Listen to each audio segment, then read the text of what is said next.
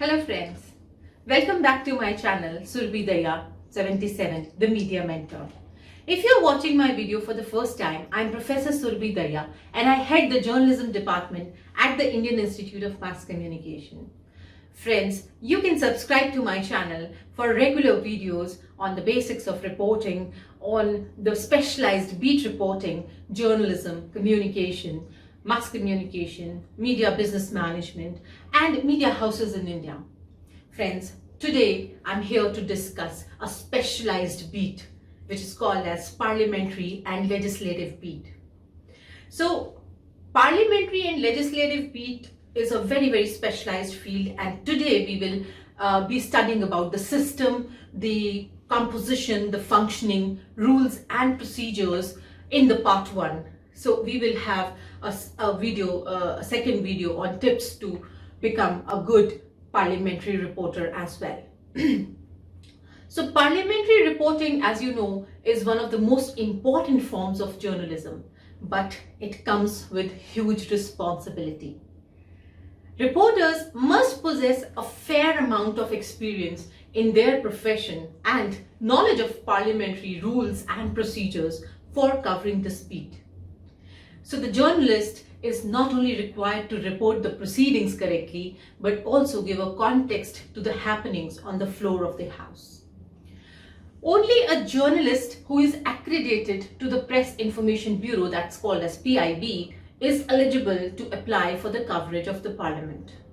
Therefore, once a reporter has worked in the field covering various other beats and he has gained a considerable amount of experience, then only he or she is inducted into the Parliament team or the beat. So every journalist is initially issued a temporary pass to cover the Parliament, and after covering either house for a few sessions, the journalist gets a regular press gallery card, which is to be renewed every year, of course.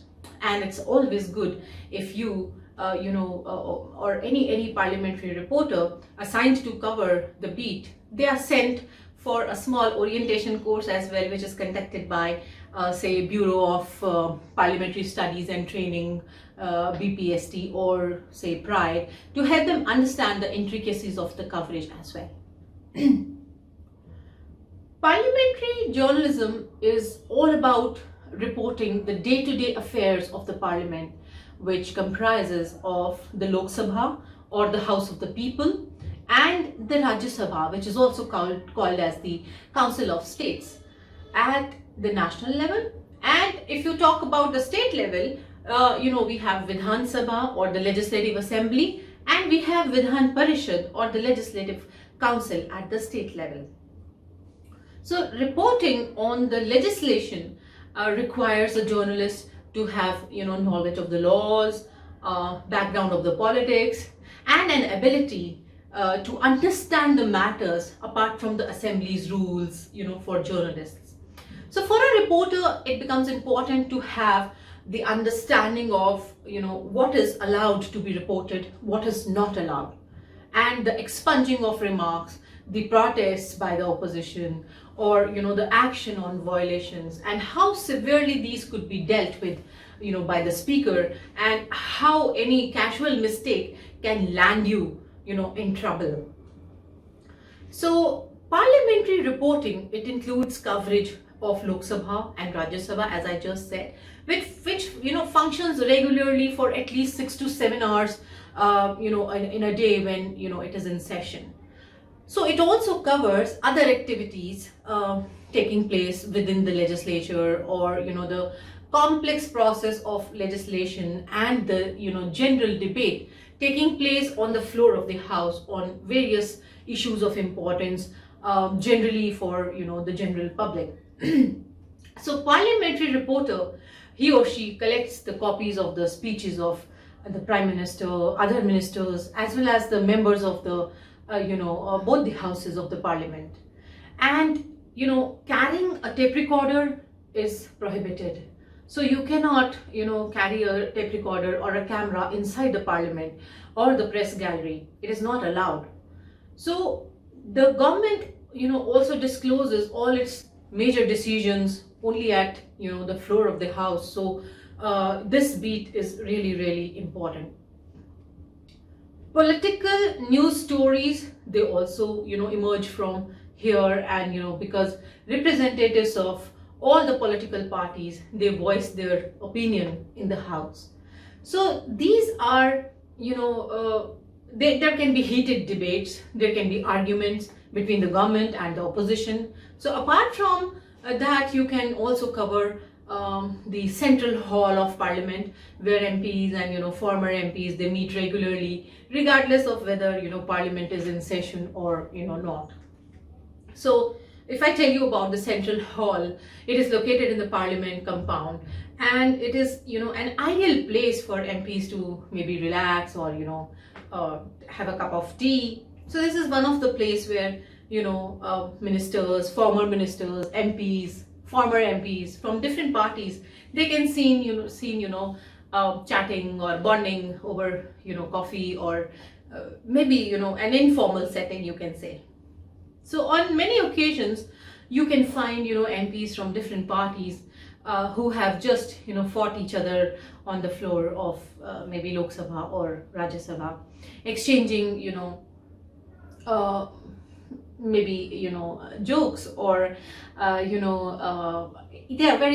in a very light mood when they are in the central hall usually. So journalists with an experience of covering the parliaments for 2 decades at least, they are allowed access to the central hall. So this is one place where journalists can meet ministers and MPs freely, and the central hall of parliament is a place where on several occasions you can get a scoop during their off the record interactions with government functionaries and MPs. So you don't have to miss that chance if you are a senior when you are a senior parliamentary reporter or you have links with senior parliamentary reporters who have access to the central hall as well.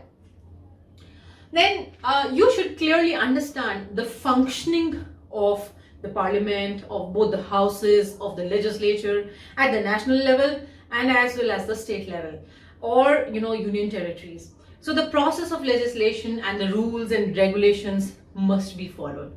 So just like the parliament, some states also have 2 houses, the Legislative Assembly or the Vidhan Sabha, and the Legislative Council or the Vidhan Parishad.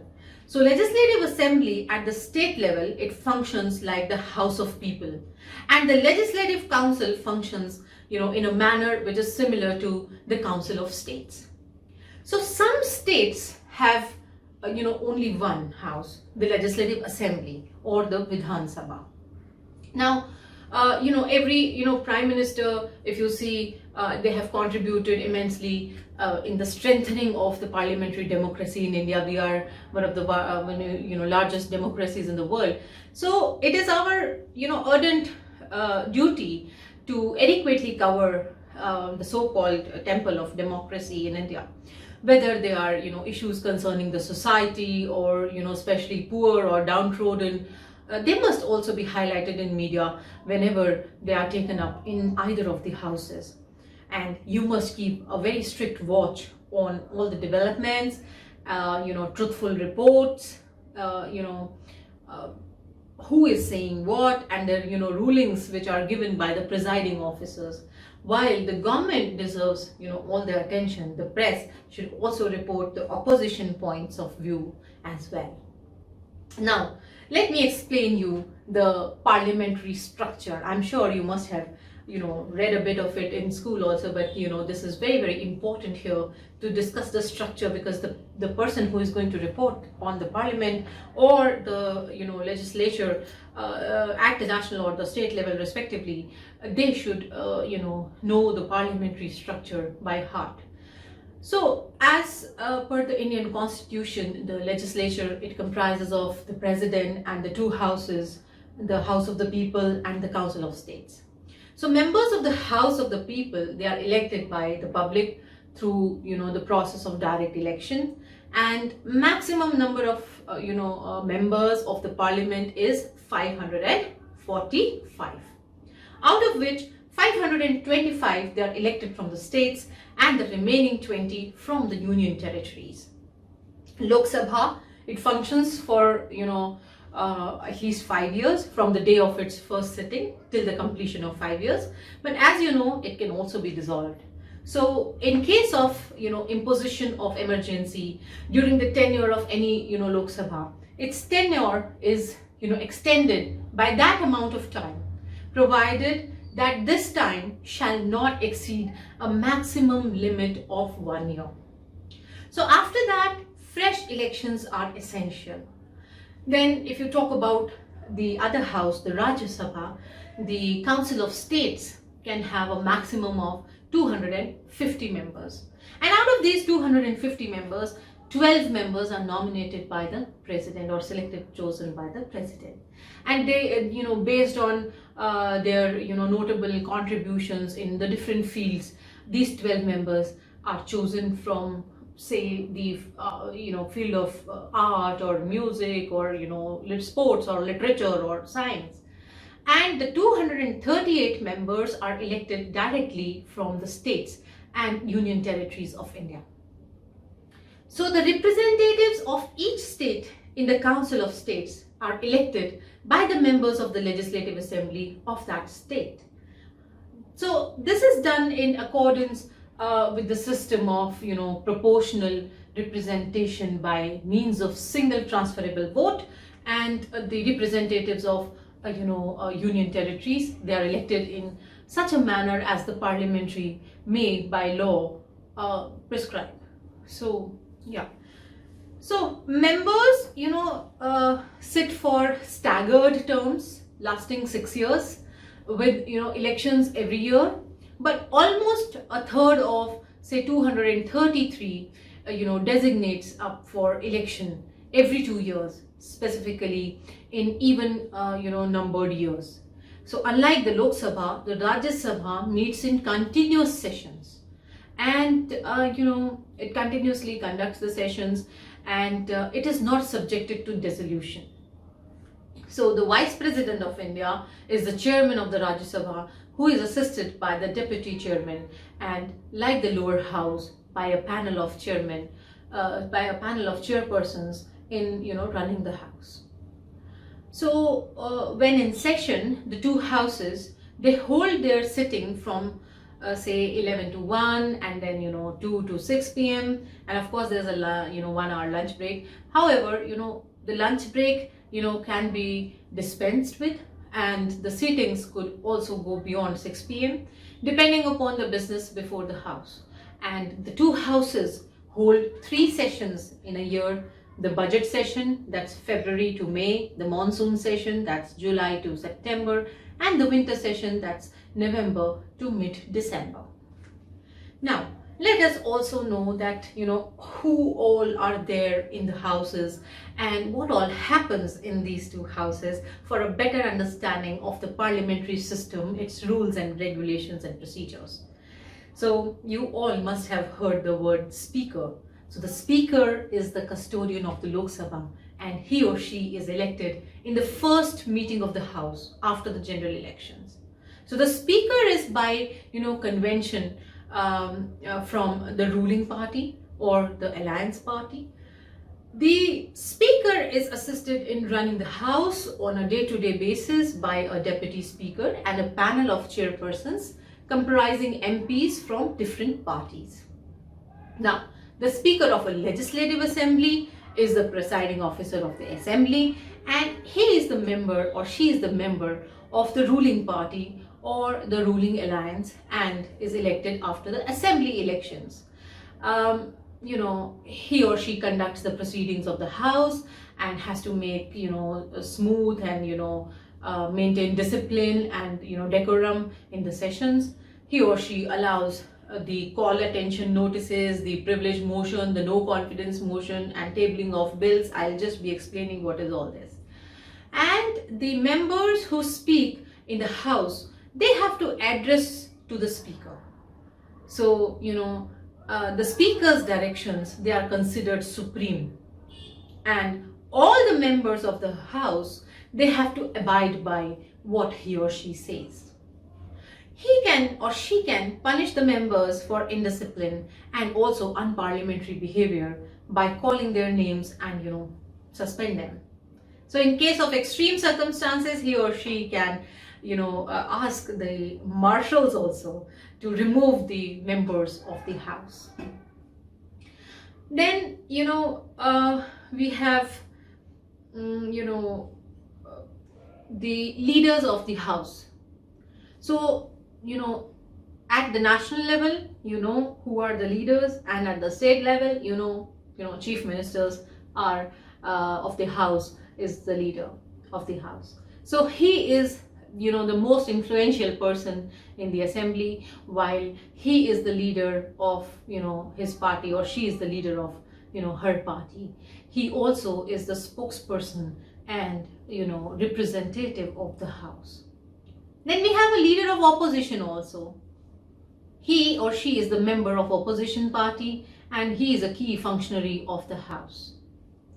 Then we have a ruling party and we have an opposition party. So there are members from the ruling party and there are members from the opposition party. So members of the Legislative Assembly, having alliance with the ruling party, they are called the ruling party members, and they are collectively called as the treasury also. But the members of the Legislative Assembly who are associated with the opposition party in the house are called the opposition members. Then the treasury benches are there. So this deals with the ruling party members, and they sit collectively, which is known as treasury benches, and they sit on the right side of the speaker. And the opposition members, the desks used by the members of the opposition to sit in the Legislative Assembly, they are known as opposition benches, and they are on the left side of the speaker. So there is, however, an exception to this rule in the seating plan. So the deputy speaker, who is a member of the ruling party, sits next to the leader of opposition on the first opposition desk. And there's this assembly hall is there, and there's a floor of the house which we call as the floor. So assembly hall is the building in which the members they gather for the proceedings, and floor of the house is also a term used for the assembly hall. Then there's another term which is called as well of the house. So the space between both the treasury and the opposition benches in front of the speaker is called as the well of the house. So the recorders of the dictation, they take seats, they also sit in the well of the house, and they record the proceedings, they write it down. Then we have another important term which is called as parliamentary privileges. So two parliamentary privileges are explicitly mentioned in Article 105 of the Constitution. So the members of the Parliament, they have almost absolute freedom of speech within the House, and no member shall be liable to any proceedings in any court of law in respect of anything said or any vote given by him or her in the House, or in any committee of the House. So the punishment for the breach of Parliament privileges or for defaming the Parliament can range from public reprimanding to incarceration.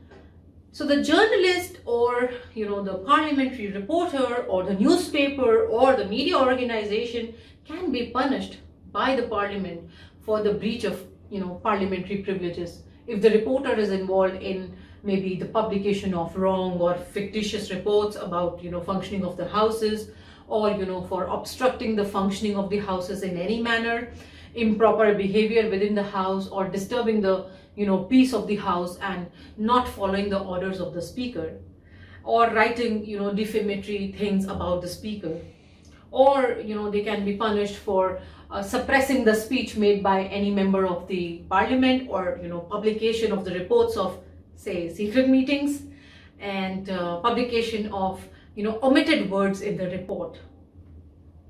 So then, you have to be very, very careful regarding the parliamentary privileges. Now let us come to the sessions. So basically, session is convened for the purpose of, say, lawmaking, and government has to convene various sessions, including the budget. And a session is required to have a minimum number of sittings, and each sitting has a question hour, a 0 hour, a call attention notice, or legislative business. So the House is adjourned by the Speaker for the day after every sitting, and it is adjourned sine die when the session is completely over. So as I said, the parliamentary functions that are discharged are the question hour, the tabling of papers on the floor of the House, the 0 hour, and the legislative business or functions. Let me explain you what it actually means. Let us first talk about the question hour. So usually the first hour of every session of the Parliament is the question hour. And both the Houses of Parliament, they follow a fixed schedule. Then some miscellaneous items and main functions are performed, which can include the adjournment motions, the questions which involves breach of parliamentary privileges, or papers to be laid on the table, or intimations regarding President's assent to bills, or calling attention notices, presentation of reports of parliamentary committees, bills that are to be withdrawn or maybe introduced, or tabling of the petitions regarding the House, etc. So the question hour, as we just discussed, is the first hour of every sitting of the House of the people. They are basically of three types. The first type is the starred questions. So these questions are starred and they have a distinctive asterisk mark on them, and they are asked with the intention of maybe having an oral answer within the House. So other members of the House, they can also ask supplementary questions which are related to any specific starred question, and they can attract the attention of the presiding officer by raising their hands. And then we have unstarred questions where a written reply is given to the unstarred question. So no supplementary questions can be asked in the relation of relation to an unstarred question. So these answers, they are tabled in the House by the concerned minister after the question hour is over. And every day 20 oral questions can be listed, and 230 questions requiring written answers can be listed. Apart from them, we have short notice questions as well. If you remember, Sachin Tendulkar recently gave a short notice question, and how he couldn't talk much on that. So short notice questions, they are raised on the matters of urgent public importance, such as questions which can be raised only when the speaker permits asking of a question in such a short notice, and the concerned minister is willing to provide a reply to that. Then we have the laying of the papers on the table, which is the second most important task. To place important policy papers on the table in the House is very, very important. And these are official documents of the government, maybe an annual report, and they are presented in the House by the ministers of the concerned departments. So you must read the agenda of that day prior to the actual commencement of the session, and going there early to take a seat in the press gallery. And you should know in advance about the documents that are going to be tabled on that day, so that you have all the alerts. You can also contact the respective secretariats. Then we have the 0 hour. So in the 0 hour, the members of the Parliament, they try to grab the attention of the speaker by standing at their place. It starts soon after the question hour, and which is of say 1 hour duration, and it provides an opportunity to all the legislators to raise their issues. The reporters covering the 0 hour they have to be very alert, as too many legislators start speaking at the same time to attract the attention of the speaker. And the reporter who is covering the proceedings has to pay attention to each one of them carefully and take notes and report. Sometimes it's difficult to hear who is saying what, but you have to be very alert. So friends, when the question hour in the Rajya Sabha was shifted to 12 noon, the then chairman noted that the members were often highly agitated to raise some matters. So these matters were people centric, and the rules, they did not permit raising of a matter during the time allotted for the question hour. So the chairman, he devised a way in this direction. He shifted the 0 hour before the question hour so that the members could give expression to their concerns immediately.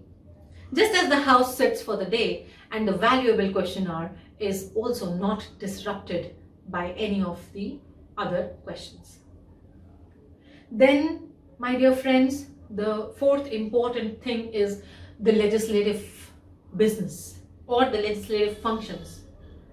It is vital to know about the important legislative functions like conversion of bills into laws, immediate discussion on issues of public importance, presentation of railway budget, etc., formation and passing of bills. So a bill draft is tabled in the Legislative Assembly by the minister concerned, and it is then debated with opposition either supporting it or opposing it. So it is passed by majority in the House, and it is generally passed by a voice vote. So it is then sent to the governor at the state level for his assent, and after the governor's assent, it becomes a law. Similarly, at the national level, a bill is passed by both the houses of the parliament, then it is sent to the president for his consent, and following which it becomes a law. So all government bills, they have to be passed by both houses of parliament and assented by the president before they become a law. The Rajya Sabha, however, has limited powers with respect to the money bill. So a money bill, after having been passed by the Lok Sabha and sent to Rajya Sabha for its recommendations, it has to be returned to the lower house within a period of 14 days. So it is open for Lok Sabha to either accept or reject all or any of the recommendations of Rajya Sabha. So the two houses, they take up the legislative business, including the consideration and passage of bills or resolutions.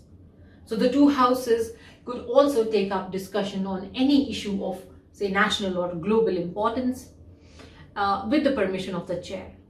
And there are also institutionalized half-an-hour discussions on burning issues, on discussions on matters of public importance. And the post-lunch sessions in both the houses, mainly on Fridays, is reserved for private members' bills. And this can be introduced by any legislator regardless of the party affiliation. So, and the same happens in the state legislature also. Then another important concept that parliamentary reporters should know is the Constitution Amendment Bill. So my dear friends, Article 368, so it gives, in part 20 of the Constitution, it provides for the amendment.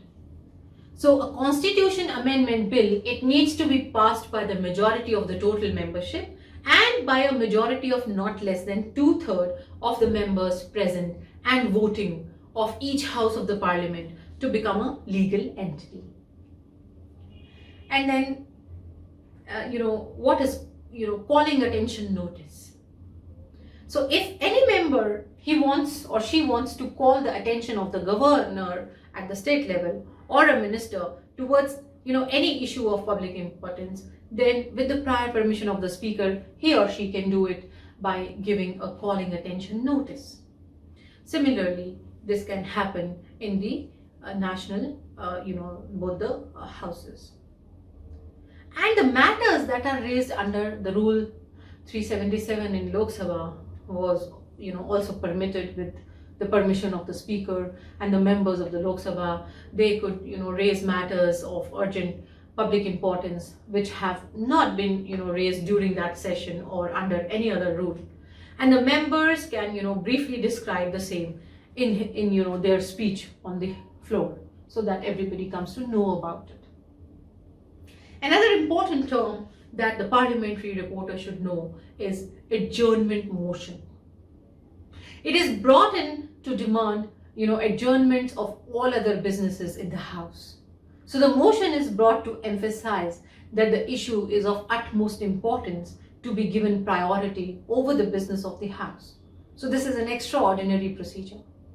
And if it is accepted by the majority of the members who are present in the House and voting, then normal business of the House is, set aside. And of course, friends, we should know what is a no confidence motion. No confidence motion is brought by the opposition to express no confidence in the government. And it is an attempt by the opposition to maybe, force the government of the day to prove its majority on the floor of the House. And once the speaker allows the motion, it is, debated and voted. And the government has to then prove its, majority on the floor. In most of the instances, government of the day is able to prove the majority as, it has more, number of members than the opposition. But in some instances, we have seen that the government, they lost the no confidence motion and the government had to resign. Then it is important to know what is a whip. Whip, my dear friends, is issued by a political party to make sure that their members are present in full strength in the House. And this is done at the time when a political party feels it is important to have maximum numbers, or at a time of, ruling party facing a no confidence motion. And then there are special debates. The speakers permit special debates on the matters of national importance within the House, and every member of the House is allowed to express, his or her views on the issue which is in question. And of course, budget. We recently saw the budget 2022-2023 financial year. And, budget, it's the financial statement of the government which is tabled in the House during the budget session. And the statement, has the budget estimates, including receipts and expenditures of the government for the upcoming, financial year. Now, till, the standing committees came into being, the budget session of the Parliament was a, continuous affair, running for almost 3 months from March to May. But after the committees came, the session was given a month-long break in the middle to enable the committees to hold their meetings and prepare the reports. So the details of the meetings, they are not available immediately, but sometimes the interested parties, they provide reliable details of the heated discussions which often takes place in the meetings, which make a very good story. There are some other parliamentary committees which provide analytical reports on the functioning of the government. And these reports are presented to the Parliament, and they require proper study by the media so that they can, educate their readers on, important national and state issues. Parliament exercises control over the government financial expenditure through the Public Accounts Committee, that's called as PAC, and the Estimates Committee. So there are, other committees too, like the Committee on Public Undertakings, etc. So parliamentary committees, they are generally of two types: ad hoc committees and the standing committees, of which we just talked about. Ad hoc committees are, constituted for a particular purpose, and as soon as they finish the task, they cease to exist. But the standing committees, they are sort of permanent in nature. and they are reconstituted from time to time. So some of the standing committees are, committees on maybe petitions, the committee on privileges, or welfare of people, or minorities, or scheduled castes, or scheduled tribes, etc. So standing committee was basically introduced in 1993, and it brought absolute it brought about an important change in the functioning of the parliament. And the committee system, it started to allow a detailed analysis of the budgetary allocations for various ministries. And initially there were 17 committees, and their number was raised to 24 in 2004. So each committee, it comprises not more than 31 members, 10 from the Rajya Sabha, 21 from the Lok Sabha. So while holding, scrutiny of the budgetary allocations, these committees, they give strong comments on government, success or failures. And the committee, meetings, they are not open to the press, but their reports are presented to the two houses. And the copies, they are made available to the media to report on them. So there are plenty of, points where a parliamentary reporter can find a news story, particularly if the subject concerns national security and economy. So you have to be very, very careful to select what to write and what not to write. And of course, there is an organization called PRIDE to, consolidate the parliamentary democracy in India. This organization, PRIDE, also conducts various programs for the benefit of the reporters and the secretariat officials, and who maybe are designated to cover the proceedings of the parliament. I remember last week I took a session for the Lok Sabha and Rajya Sabha secretariats via PRIDE. So various refresher courses or orientation courses in parliamentary practices and procedures, or they are carried out, and there can be eminent parliamentarians who attend, veteran media persons, senior parliamentary officials. They also interact with the media fraternity during these programs, or maybe national seminars. So as you know, friends, Parliament, it's the highest body in the country, and it symbolizes the ethos of our country. And the news coverage of both the houses, that should be very, very appropriate. So happy parliamentary reporting to all the budding parliamentary reporters and legislative reporters. In my next video, that is part 2, we will be discussing the tips of becoming a good parliamentary reporter and how to write a parliamentary report story for a media organization. Thank you very much, friends. See you soon with the next video. If you like my videos and channel, kindly subscribe to my channel, Surbhi Dahiya 77, the Media Mentor.